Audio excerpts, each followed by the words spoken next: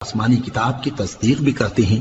تو جن لوگوں کو کتاب دی گئی تھی ان میں سے ایک جماعت نے اللہ کی کتاب کو پیٹ پیچھے پھینک دیا، گویا وہ جانتے ہی نہیں، اور ان چیزوں کے پیچھے لگ گئے جو سلیمان کے عہد سلطنت میں شیاطین پڑھا کرتے تھے۔ اور سلیمان نے مطلق کفر کی بات نہیں کی، بلکہ شیطان ہی کفر کرتے تھے کہ لوگوں کو جادو سکھاتے تھے۔ اور وہ یعنی بنی اسرائیل ان باتوں کے بھی پیچھے لگ گئے جو شہر بابل میں 2 فرشتوں یعنی ہاروت اور ماروت پر اتری تھی،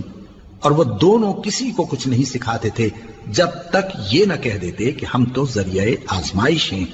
تم کفر میں نہ پڑو۔ غرض لوگ ان سے وہ چیز سیکھتے جس سے میاں بیوی میں جدائی ڈال دیں، اور اللہ کے حکم کے سوا وہ اس چیز سے کسی کا کچھ بھی نہیں بگاڑ سکتے تھے، اور کچھ ایسے منتر سیکھتے جو ان کو نقصان ہی پہنچاتے اور فائدہ کچھ نہ دیتے، اور وہ جانتے تھے کہ جو شخص ایسی چیزوں یعنی